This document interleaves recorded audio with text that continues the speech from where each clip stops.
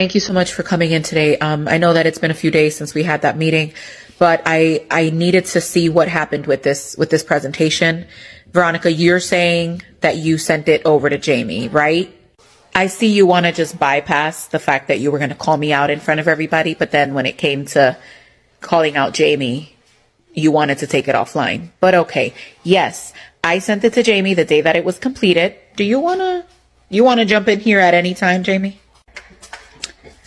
Yeah, I mean, I've been confused this whole time, Janet, because I sent you that email as soon as Veronika sent it over to me. As soon as I got it, I proofread it and I sent it to you, and I got a red receipt about 5 minutes later. So I'm not sure what happened, but you have the email. You didn't send it to me. You did not send it to me, Jamie. Don't. I wouldn't have brought it up in the meeting if you would have sent it to me. With all due respect, yes, I did. I sent it to you. As soon as she sent it to me, I sent it to you. And I have the red receipt to prove it. Do you need me to go pull it up? I am looking here and it looks like I did receive it. I'm not exactly sure what happened, but guys, that's not the point. The point is that I need you to be on top of it. Okay. Listen, when I ask for an email, just send it. Just send it over. So somehow you're still finding a way to blame it on us. Our emails were done. I even feel like we need to jump back on a Zoom call with everybody that was on that initial call and let them know what the outcome of this was. Because it's okay, even as a leader, to admit that you were wrong and that you kind of dropped the ball and make up for what you tried to do to me and Jamie on that Zoom call. I'm just saying, that's just my opinion. I know I'm just a frontline person, but you know. Hey, Janet, really quick. My paycheck was $200 short this week. So any idea what's going on? Oh, hey, Veronika. Yeah, I'm so sorry. It looks like the time clock didn't register your time correctly. So that's why there's that shortage. And were you planning on telling me if I didn't ask about it, or?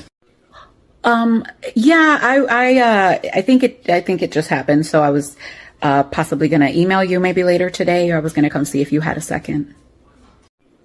Okay. So you know not to mess with my money, right? Yeah. So I'm going to give you 24 hours to figure it out. Just if you got to write a petty cash check, if you got to cash at me from your personal bank account, but what you're going to do is make sure you get me my $200 by tomorrow. Okay. Hey girl, it's been 24 hours. What news do you have for me regarding my $200 shortage on my paycheck? I was just coming to find you. So I did speak to Payroll, and it looks like deposits already went out and all that. So they'll just add it to your next paycheck. Oh, just like that? It's on the next paycheck? That was the solution? I didn't work those hours for the next paycheck. I worked them for this paycheck. So what are we doing? I just honestly wish that there was something I could do. I can't. I don't process payroll, and yeah, I'm over that department, but deposits already went through, and by the time we cut you a check and get it sent to your house, I mean, you might as well just wait. Okay. Hey, Veronika, quick question. So the overnight security guard was auditing the tapes, and he said that you were walking around the warehouse with a Target shopping cart and you were adding things to the cart, and then you walked out and smiled at the camera and did like a peace sign to the camera. Were you stealing? No, I wasn't stealing anything. So what happened was I gave you 24 hours to give me my $200 shortage from my paycheck. You couldn't meet that timeline. So what I did was I took $200 worth of your stuff from the warehouse and I sold it on eBay, and I have my $200 back. So you don't even have to worry about it. Tell Payroll they can forget about putting the $200 on my paycheck, unless they want to add it there for, pain and suffering. I understand that you're frustrated about your money. You can't do that. You can't steal. You can't take items from the warehouse to replenish your paycheck. You're not supposed to do that. Oh, but you can't short me money either, and you guys stay playing with my time and my money. So I guess we're all doing stuff we're not supposed to. There might need to be some repercussions for this. Just an FYI. Oh, I agree. There should absolutely be some disciplinary action for the person who shorted me my $200. There's no reason, if I'm clocking in and out, why I shouldn't have my money the way that I worked for it. So I agree. I'm on board for disciplinary action. I don't know if you're understanding what I'm trying to say. Oh no, I'm understanding. I'm understanding that it's okay for you as a corporation to steal my money, but it's not okay for me to steal back from you. Okay. I think this conversation is over. Veronika, why do you feel like you're a good candidate for this job? All right, so you know how they say float like a butterfly, sting like a bee? Well, that's basically me, and that's why you want to hire me. Because you feel me? Like, I'm gonna be like butterfly. I'm gonna be beautiful. I'm gonna be, I'm gonna make sure that I take care of people. I'm gonna make sure that, I answer their questions and everything. But then if you get on my bad side, or you try to steal from the company, or you try to do something shady, I'm gonna stab you. You feel me? Like, I'm not gonna let you come at me like that. I'm just gonna stab you. You feel me? And that's where the B part comes in. You know what I'm that's not exactly what we're looking for. I'm so sorry. Wait, no. I feel like you misunderstood what I meant. Like, I'm not gonna actually stab somebody. You feel me? Like, I'm gonna stab you with my words. Like, it's gonna, you know how like a bee te pica, like it picas you, right? So it's gonna be like that. Like, you're gonna feel it, and then you're gonna like be like, oh shit, I shouldn't have messed with her. Kind of like you shouldn't mess with a bee. You feel me? That's what I meant. I feel like you take everything I'm saying out of context. Like, I'm the type of employee you want. You know what I'm saying? Like, I'm personable. People like me. I understand where people coming from because I've been through some stuff, yo. Like, that's not what I meant. And I feel like you should give me this job because you judging me, and I don't like to be judged. It's not fair that you just judge me right now. I didn't mean that I was going to stab nobody. I'm not really going to stab nobody. I've never stabbed nobody. I know somebody who has, but I haven't stabbed nobody. I've never stabbed nobody.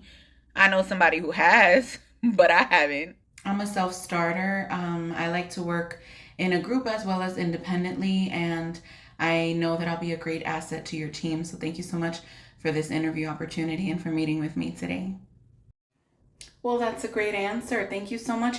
Do you have any questions for me before we conclude this interview? Yes, I do have about 15 questions. So just let me know whenever you're ready for me to take over the questioning. 15? That seems a bit excessive. But can I ask why so many? Well, it's time for your interview.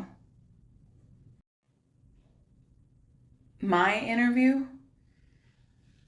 I'm not really the one applying for a job?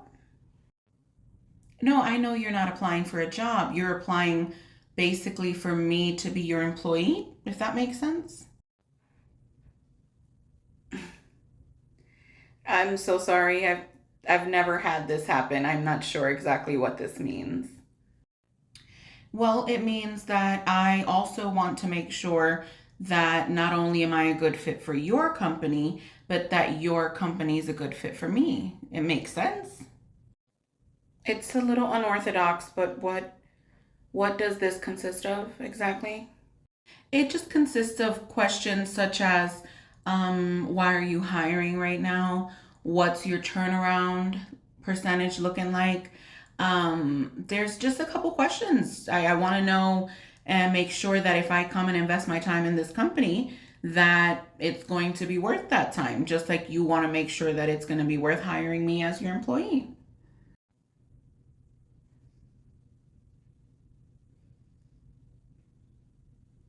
We can get started whenever you're ready.